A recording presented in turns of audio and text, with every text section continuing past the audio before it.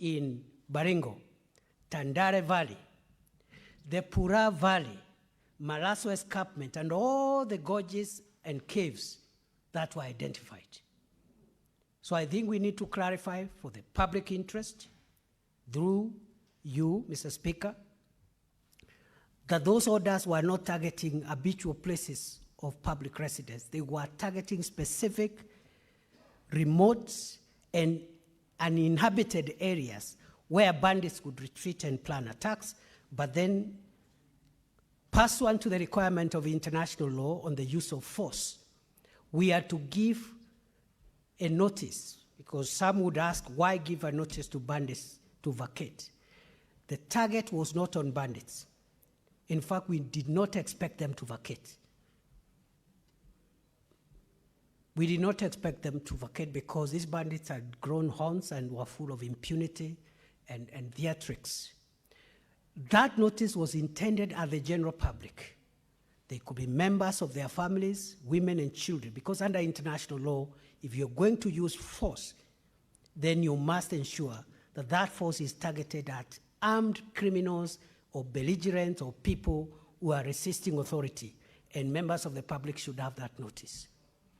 And I am happy to report, Mr. Speaker, those places are now clear. With regard to the attacks that we continue to experience in those areas, it's as a result of some of the bandits who took the 24-hour window to mix up with the public.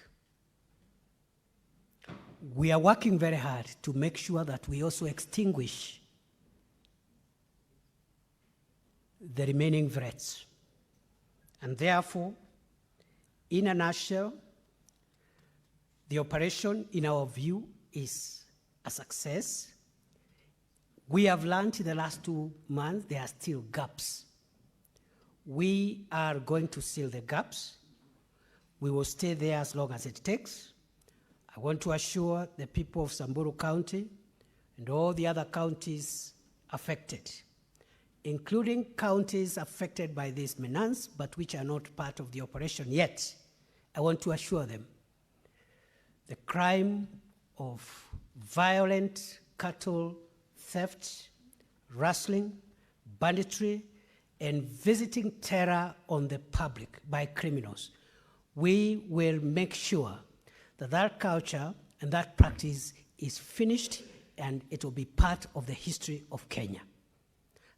We are determined to do whatever it takes.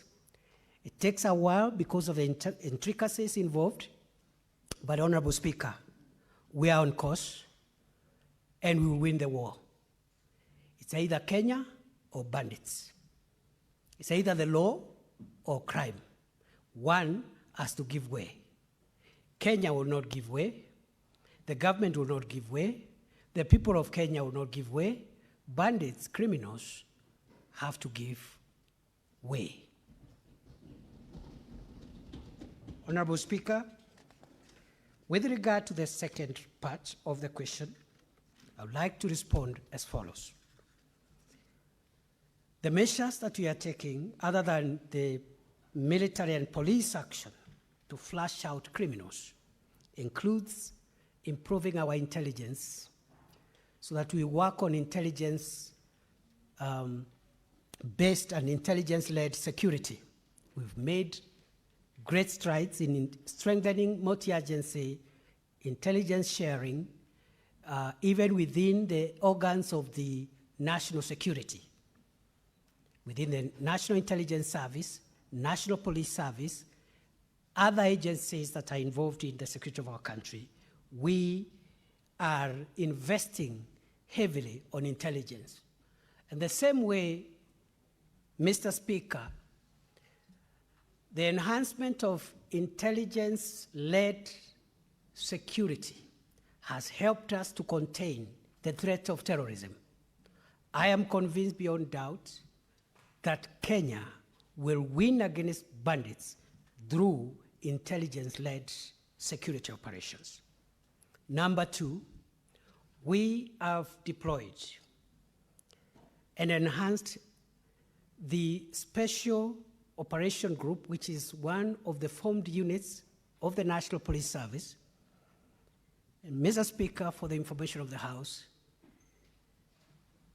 the future of our country winning over sophisticated and complex crime, including banditry, terrorism, drug trafficking, the future is in the specialized formed units of the National Police Service.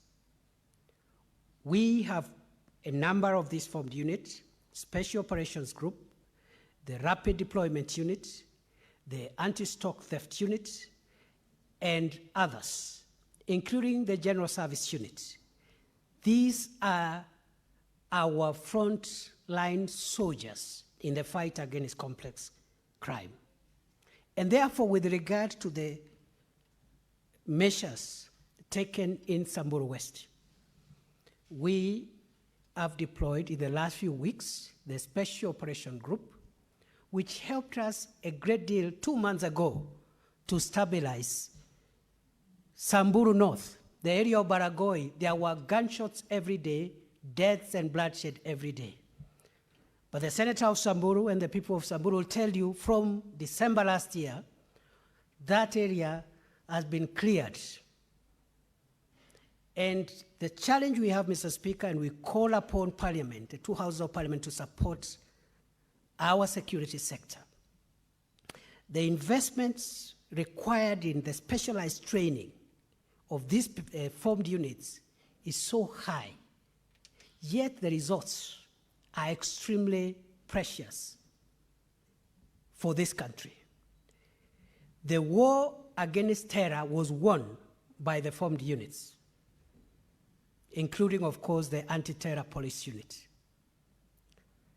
The war on banditry will be won by a mixture of general policing, but also the use of formed units. And therefore, we will require the support of the House. So the way we've done with Baragoi, we are now putting SOG on other parts of Samburu and also on other parts of the affected counties, even those that are not within the operation area. And I can report to the House that on Friday, I'll be visiting Elgeyo Marakwet to see the deployment of SOG because of the Koloa Bridge and the problems we've had in Marakwet East between Tiati and Marakwet. There has been cross-border raids of late. We have sealed off that area now. It's going to be a thing of the past, and so gradually we are winning the war. We'll invest in peace building. Shortly, we are starting a peace engagement, community-led peace engagement and peace building activities in all these areas because we thought we stabilize the areas first before we engage in peace building. We will also do disarmament, but we've taken our time first to stabilize and silence the guns. We must disarm the public. Mr. Speaker, I want to assure the nation through this House, every criminal holding firearms illegally must surrender them. They either surrender the firearm or we will take it by all means possible. And therefore, we will have a disarmament plan. We'll have a radicalization plan because just like terrorism, banditry and cattle rustling has now assumed some radical ideological leanings where the people doing it are no longer doing it for culture. They are not just doing it for money. It's beyond enterprise. It's beyond culture. Increasingly, there is an ideology by those criminals that you can actually harass the public and take their property and kill them and terrorize and look important. And I want to assure the people of Kenya, we will defeat bandits. I don't know how it will take, but we'll defeat them, and banditry will be part of Kenyan history.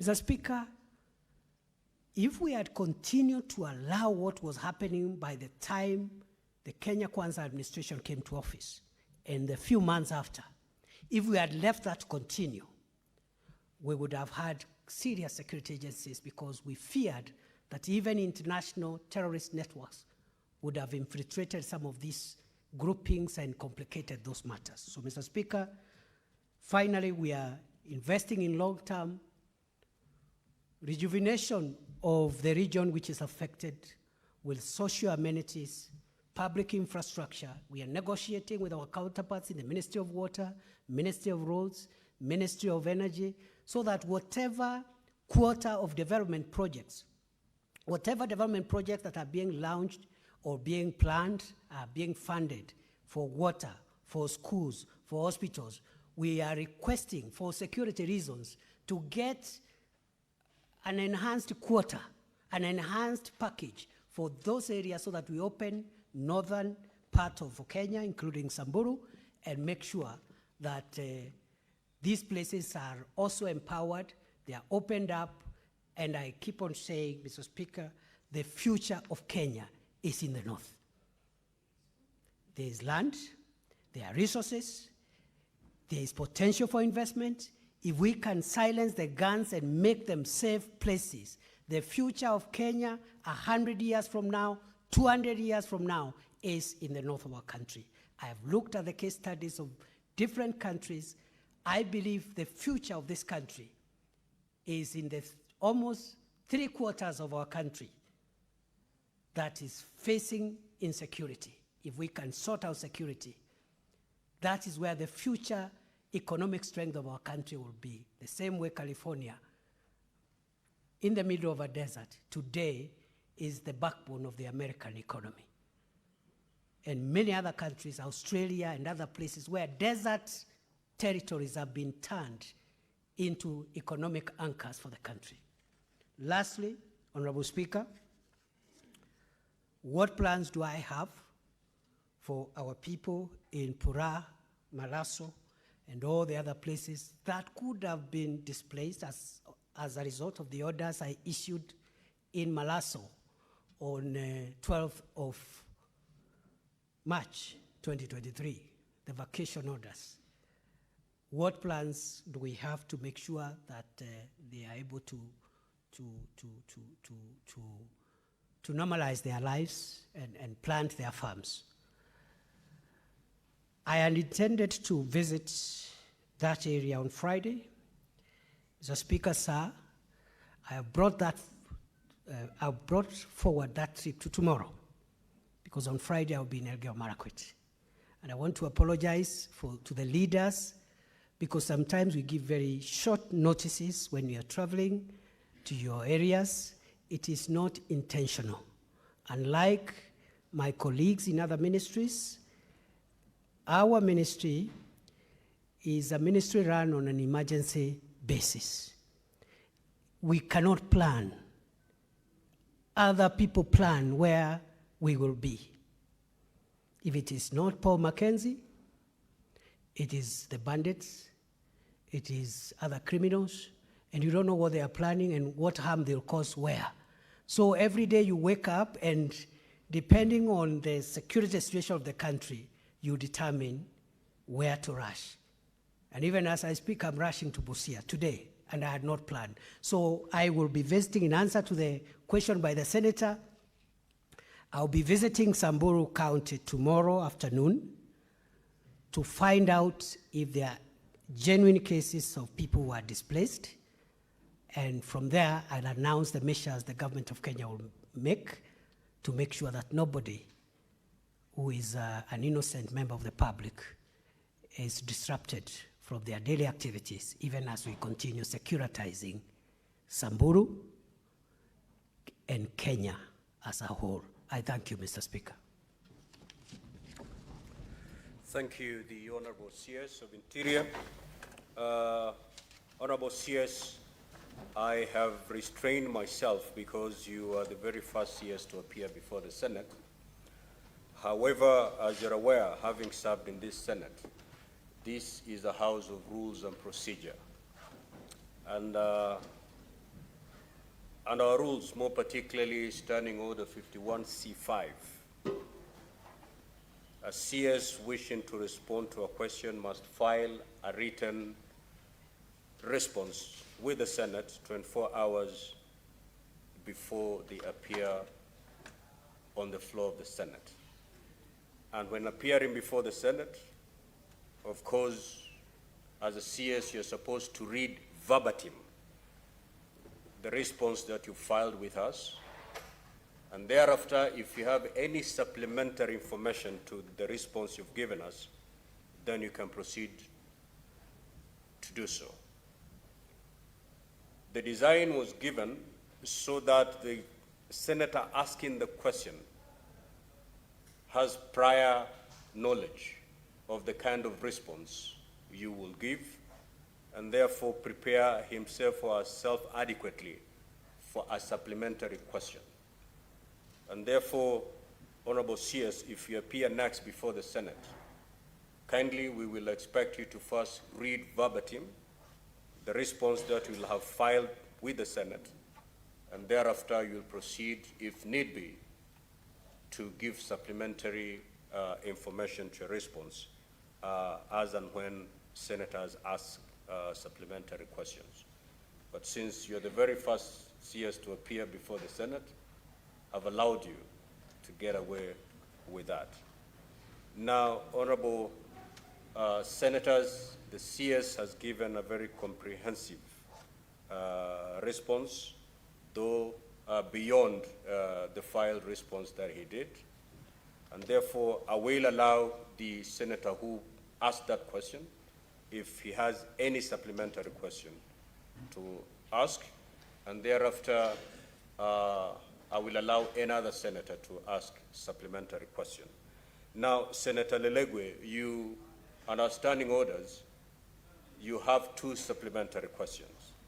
You may choose to ask them at once, or you may choose to ask one now, allow your colleagues to answer the supplementary questions, then you be the last to ask the very last supplementary question.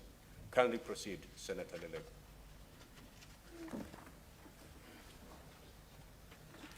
Thank you, Mr. Speaker. I confirm that I have received both the electronic and hard copy of the response by the CS.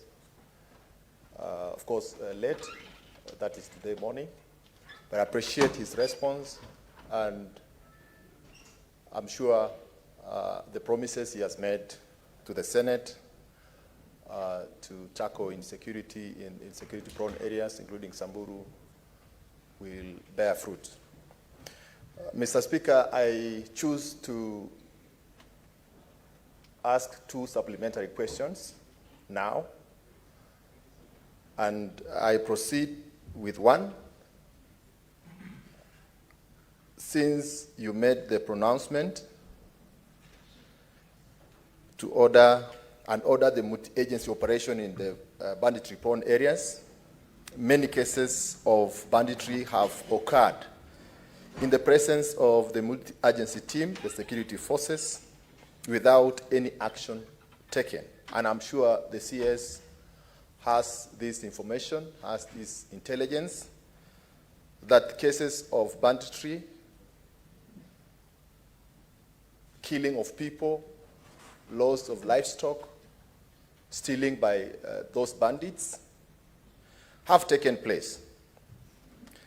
And in light of all that, in the presence of the military, in the presence of the multi-agency team, little or no recovery has been reported. Despite the success, and I agree, there is some levels of success since the deployment of these agencies. But the stolen livestock or the arrest of the perpetrators have not taken place. In light of this, CS, what is the government's policy on recovery of stolen property, that is livestock, and compensation if the government is unable to take action? We have seen families having been impoverished. Honorable Senator, of course, today is the very first time you're doing this, and I'll be giving a lot of latitude to both the CS and the members. But kindly, the supplementary question you ought to ask must be very direct. It is not an opportunity to make a speech, and then after the speech, you pose a question. Direct questions to the CS. Okay. The subject matter. Thank you, Speaker. I proceed. 1, since you made the pronouncement and ordered a multi-agency operation in banditry-prone areas, many cases of banditry have occurred in the presence of the security forces without any action taken or recovery of stolen livestock or arrest of the perpetrators. In light of this, what is the government's policy on recovery of stolen property, livestock, and compensation, if any, if the government is unable to take action? 2,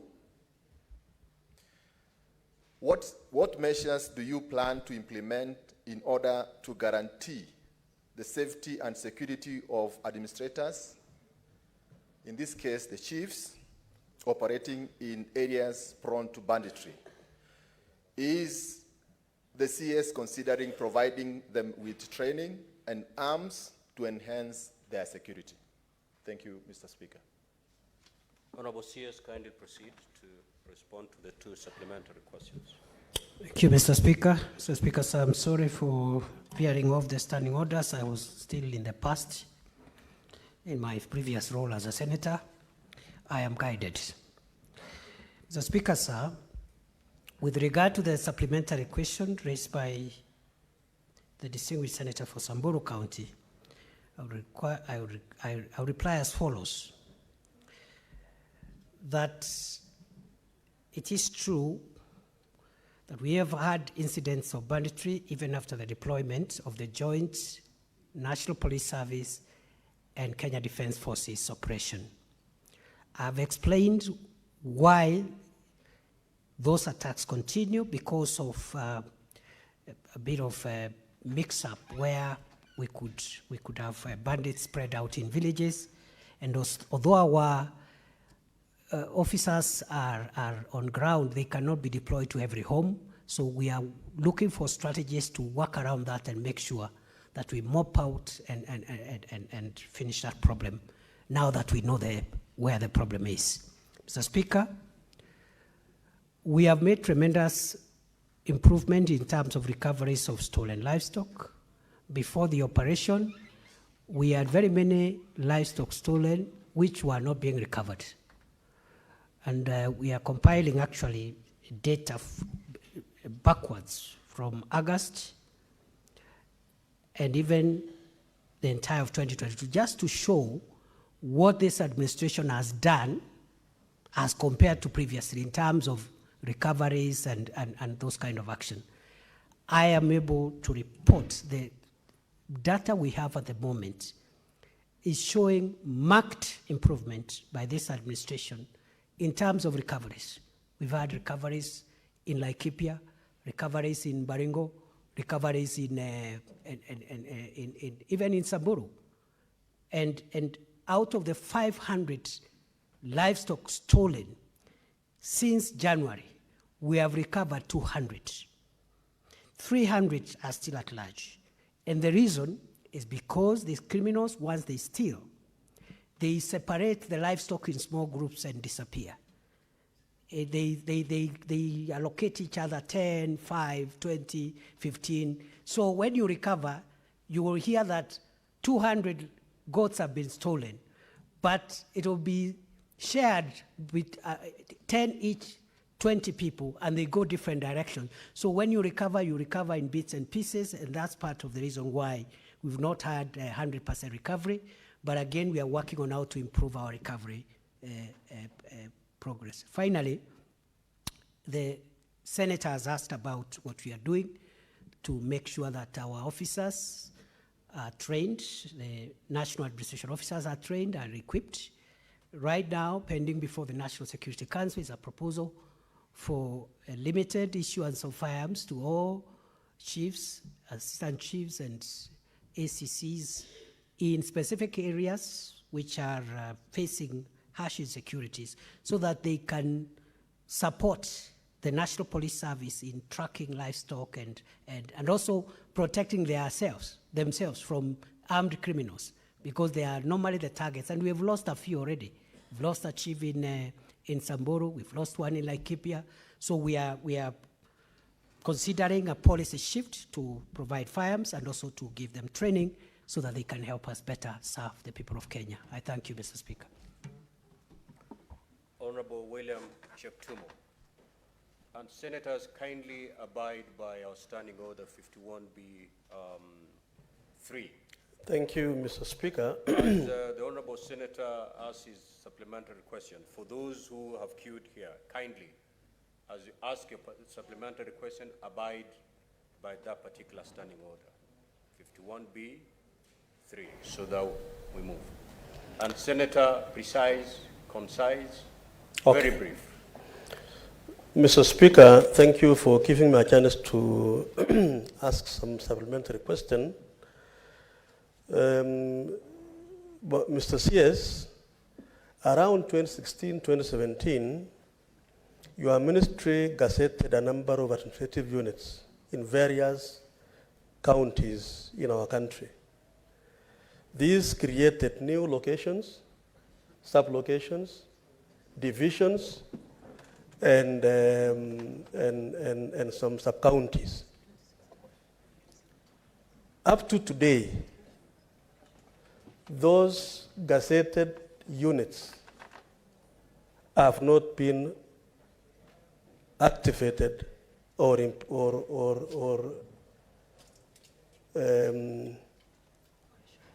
able to operate. This is helping to assist your ministry on matters security, especially in the security areas. When will you do this, Wanawasiri, Mr. CS? When will you operationalize the units gazetted by your ministry in 2016, 2017 in various counties? And my county in Baringo, there are several of them, areas you were able to visit last time. Honorable CS, 1 minute. Mr. Speaker, sir, all the gazetted administrative units will be operationalized, but due to budgetary constraints, we have decided to operationalize all the already gazetted areas in phases, in 3 phases, starting this financial year. We will have an objective criteria of identifying which of them goes the first phase, second phase, third phase. That objective criteria includes security challenges faced in that area, like banditry, terrorism, and other complex security issues, illicit drugs and alcohol, and then also regional balance, so that some in one region, another in another region. So we'll have a criteria of making sure that we do starting this June, and that criteria will be made public so that we carry the entire country together. Asante. Thank you. Senator Kamar.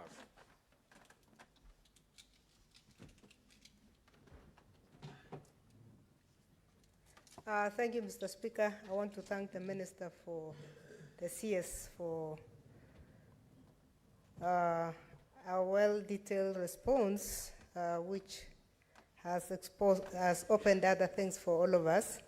We know him for a thorough person. Mr. Speaker, from those of us who watch from far, I don't know, I want to ask the Minister whether there is a policy of handling people who have been displaced by government for reasons including what happened this time when people were moved from their places, because what we were seeing in the media, people who were really in a very bad situation.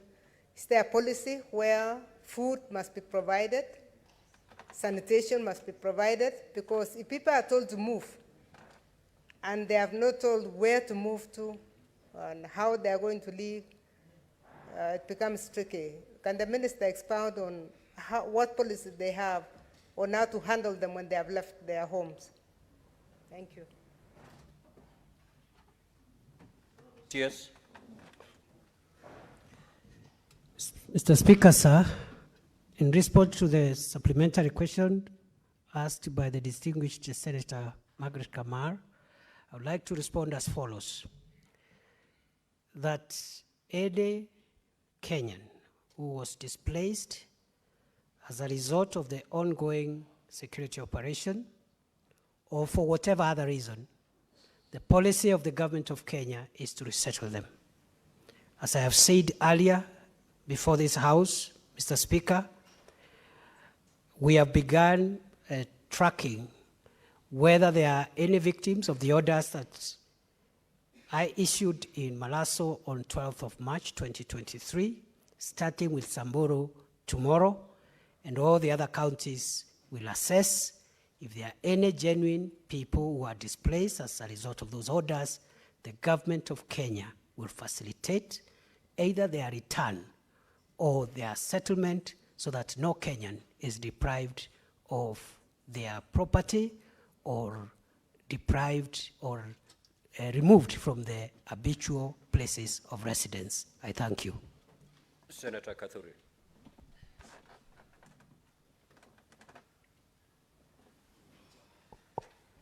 Thank you, Honorable Speaker, for your indulgence. Honorable Speaker, my question is very indirect and almost similar to what has been asked, because I agree that the future of Kenya is the north, but that is the future. So I'm asking, what immediate measures is the ministry taking to make sure that that area is considered in a very special way, so that that custom of banditry can stop, so that they can start farming and doing other things? What immediate measures is the government taking besides militarization of the region? Thank you, sir. Honorable CS. So, Speaker, sir, in response to the supplementary question raised by the distinguished senator from Meru, I would like to tell the House that the use of force is an immediate, short-term, and painkiller remedy for the problem. And therefore, once we stabilize, we will roll out all the other interventions in terms of socio-economic, infrastructural, and amenity development, peace building as well, and we request the support and cooperation of the elected leaders. And I can report to this House that the ministry has already generated the appropriate framework for the reconstruction of all the affected areas, a Marshall Plan of sorts, as promised by President William Ruto during his campaigns for the presidential election. And that paper is now pending clearance at the National Security Council and the Cabinet. I can assure the nation, through you, Mr. Speaker, that in another 2 months, we'll be able to announce the comprehensive Marshall Plan for permanent solutions, so that we don't have these things repeating every year, and for us doing the same thing every other year and expecting different results. Thank you, Mr. Speaker. Senator Boni.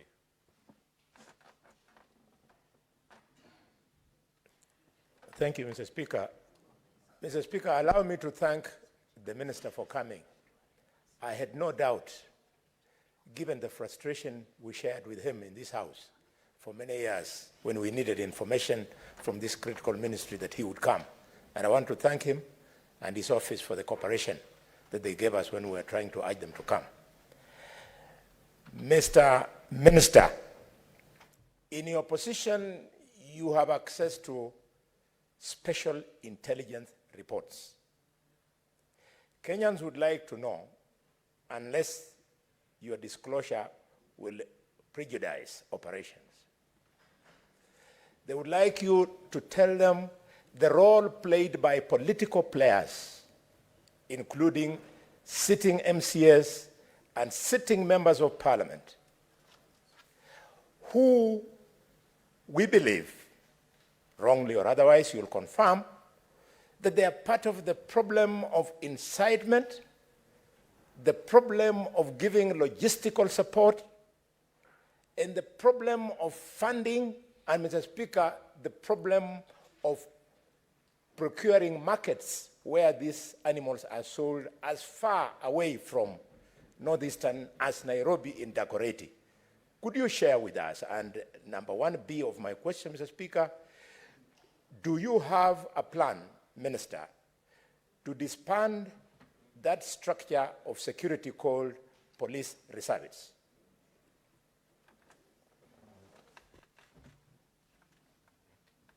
Honorable CS, kindly proceed. Mr. Speaker, sir, I would like to respond as follows with regard to the supplementary question raised by the distinguished senator for Kakamega.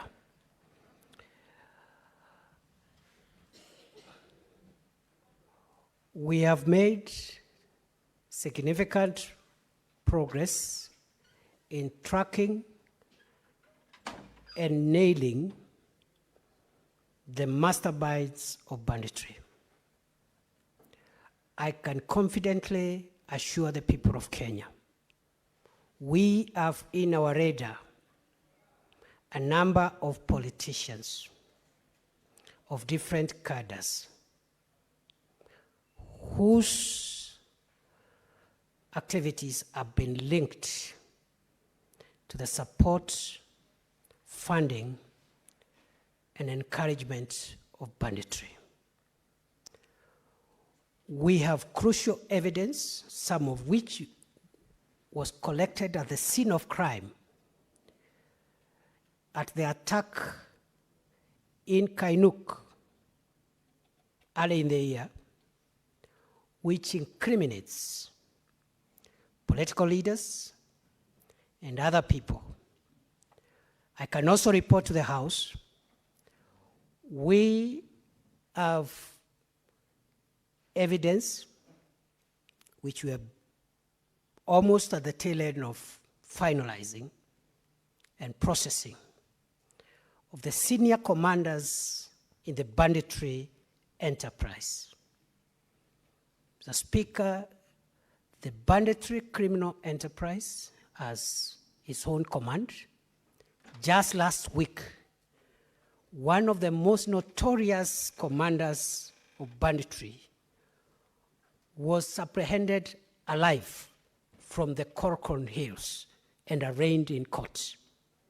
And the leaders from Baringo and those parts know who that person is. He's terrorized us and is even helping us even to zero in and fill the gaps of the investigations that are ongoing.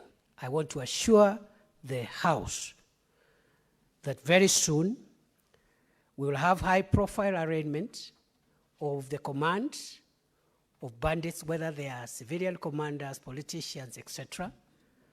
And we want to build a case that will succeed in court. Thank you, Mr. Speaker. Thank you, Honorable CS. Now, Honorable Senators, indeed, I can see quite a number of senators would wish to ask supplementary questions to the Cabinet Secretary. However, we have expended well about 40 minutes on this particular question.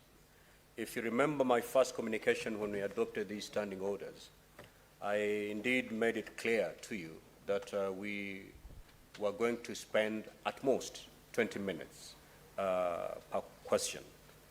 I want to believe that the CS Interior, this is not his last appearance before us, and any supplementary question, Honorable Senators, you may be having, I believe we'll still find an appropriate opportunity to be answered by the CS.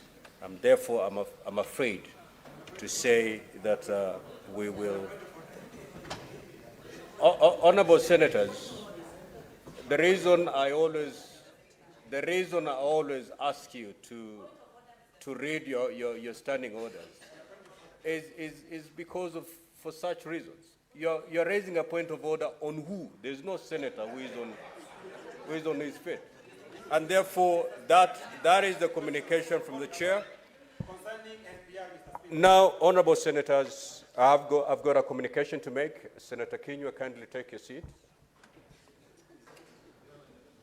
I would like to acknowledge the presence of the Right Honorable Chief Fortune Zephaniah Charumbira, the President of the Pan-African Parliament, in the Speaker's Gallery. The Right Honorable Charumbira is in the country for an official visit to the Parliament of Kenya. He is accompanied by Mr. Daniel Bachoane, an officer from the Pan-African Parliament. Honorable Senators, I have had an opportunity to engage with the Right Honorable Chief Charumbira, and our discussion centered on parliamentary diplomacy and climate change. These are pertinent issues affecting African region as a whole, with respect to food security, conflict resolution, and resource management, and are high on the agenda of the Pan-African Parliament. We also had a discussion on the upcoming Heads of State Summit in the month of May 2023 in South Africa. Honorable Senators, in our usual tradition of receiving and welcoming visitors to Parliament, I extend a warm welcome to the Right Honorable Chief Fortune Zephaniah Charumbira, and on behalf of the Senate and on my own behalf, wish him a fruitful visit. I will call upon the Senator for Tana River, the Honorable Mungatana, to make very brief welcoming remarks. Thank you, Mr. Speaker. Mr. Speaker, we want to join you as part of the Kenya delegation, which is comprised of myself, the Honorable Professor Kamar, the Honorable Member for the National Assembly, Honorable Mukami, the Honorable Majimbo Kalasinga, the Honorable Esther Passaris, to welcome the President of the Parliament, which is resident in South Africa. Mr. Speaker, this President has been very effective in terms of supporting the agenda for the continent. Mr. Speaker, that Parliament has been transformed from the chaos that it used to be before to a platform for exposition of the agenda of Pan-Africanism. Mr. Speaker, we credit him for the work that he has done since his election as President of the Pan-African Parliament. Mr. Speaker, we from Kenya have been pushing and continue to push that Kiswahili be made a major language at the continental level. Right now, Mr. Speaker, we have Arabic language, we have French, English, and Portuguese. But, Mr. Speaker, the Kiswahili language, although accepted, and it's the only African language, really, indigenous language, has not been used properly and to the large extent that is required in the work of that Parliament.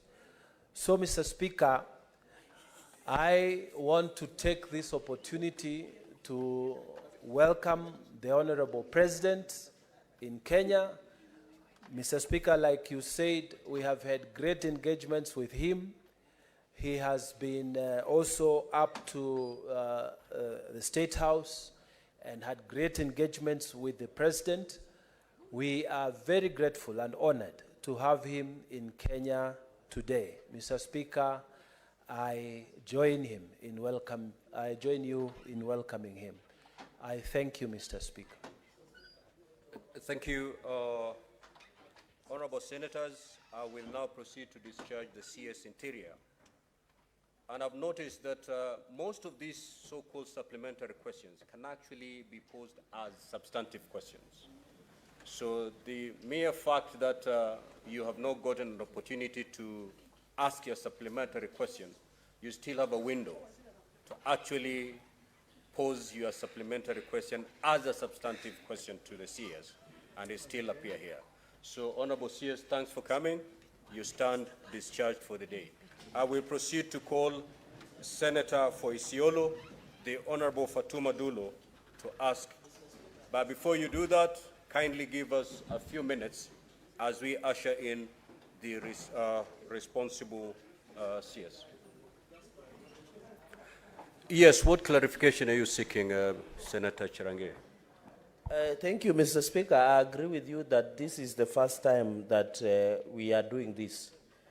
Mr. Speaker, I don't know, maybe through SBC or your office, understanding order number one, Mr. Speaker, you should have at least allowed us to ask. I know that is behind us, but the point I'm trying to make, Speaker, understanding order number one, I wish the Senate Business Committee, especially when the Minister of Interior is appearing, Minister of Finance, Minister of Health, is it possible to schedule them only during one session? For example, like between, we have amended from 9:30 to 12:30, Mr. Speaker, because security is everything. You and me agree. There is a lot that goes on from the village level to the highest level, Mr. Speaker, and I know the next time, even if some of these questions, Mr. Speaker, as you have noted, that it could be substantive, but again, it could be overtaken by events.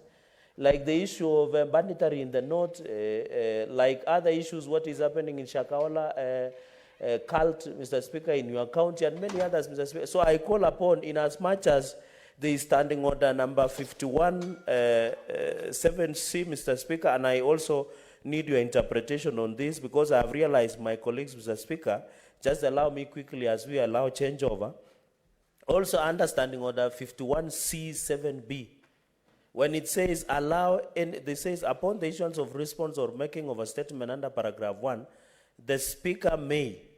So you can see, Mr. Speaker, standing order number 1 and 51(7)C is similar. May be, of course, allow the senator who asks the question to raise a maximum of 2 supplementary questions that relate to that question.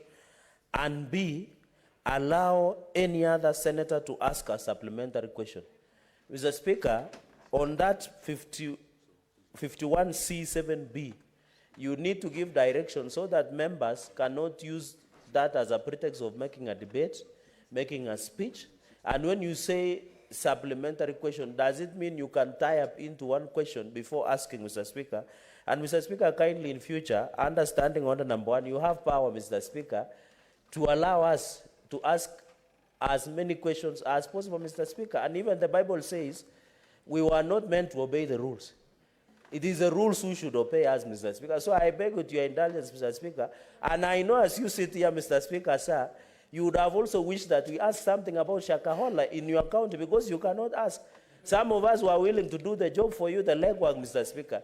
So kindly be patient with us. Please be fair to us. You are our father. Please sometimes allow us to ask for the benefit of our constituents, Mr. Speaker. With that indulgence, I thank you. Thank you, Senator Chirange. Indeed, this is the first session we're having on these newly introduced standing orders. And going forward, of course, we are learning and looking at the weight and the interest that is normally generated whenever the CS Interior appears either before the National Assembly or the Senate. I believe as we sit in SBC, we'll take on board the very valid concerns that you've raised, that maybe whenever the CS Interior is appearing, we do not have any other CSs appearing on that particular day, so that we can give ample time to senators to ask as many supplementary questions as possible. But I believe it's a learning process. Once we retire as SBC, these are the things we're going to put together, looking at the experience we've had today, how do we then get better going forward? And I believe the next session should be much better than the one we are just having. But indeed, it is a valid concern that you've raised, and we're going to take it on board once we retire as SBC. Is the CS Lands present? Senator Fatuma Dulo, kindly proceed to ask your question. Thank you, Mr. Speaker, and I thank also the CS for lands. Mr. Speaker, let me confirm to this House, this is the second time that I'm actually pursuing this matter. The first time I brought a question to the floor of the House, and NLC completely refused to respond to the issues I have raised. And that is why I'm repeating the question, because my people's rights is being violated. Number two, Mr. Speaker, I don't know whether you can allow me to ask the question plus supplementary so that I'm done with the question. Let us abide by our standing orders. Just ask the question. Okay. Let the CS respond, and then you shall rise to ask your supplementary question. Okay, thank you, Mr. Speaker. Sir, I beg to ask the Cabinet Secretary for Lands, Public Works, Housing and Urban Development. Could the Cabinet Secretary state the reason for the disparity in compensation between residents of Nuno, Madogashi and Isiolo affected by the African Gateway project, and further provide the criteria used in determining the compensation figures? Number two, what are the measures put in place by the government to ensure equitable compensation to the affected residents in both areas? Can I confirm to this House that I've not gone through the response I've just received this morning? I thank you.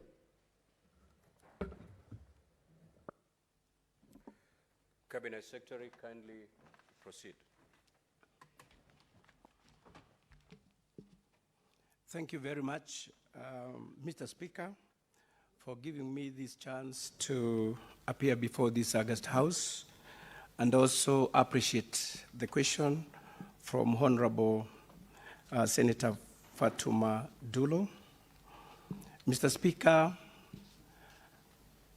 I request for your indulgence and guidance because, as the Honorable Senator said, the mandate of compensation for public lands is squarely on National Lands Commission pursuant to Article 67 of the Constitution of Kenya 2010 and Section 113 of the Land Act 2012. Mr. Speaker, after receiving this question, I forwarded the matter to the National Lands Commission via the letter dated 20th April 2023, and it's annexed, it's marked as Annexure 2, and I received a report which is attached as Annexure 2. Honorable Speaker, this matter was executed by the National Lands Commission, which is an independent institution. Therefore, Mr. Speaker, I was requesting for your guidance as to whether I go ahead and submit the report that I received from the National Lands Commission, because as a government, the report we received, we feel it's not adequately done. Therefore, Mr. Speaker, if I'm allowed, I would request that you give guidance to this, whether I go ahead and give and submit the report that I received from the National Lands Commission. Senator Dulo.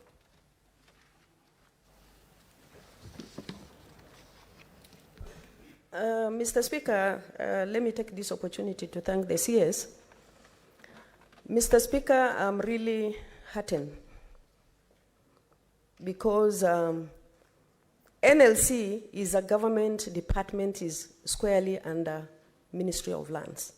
And as the minister has said, we have even had a sitting with the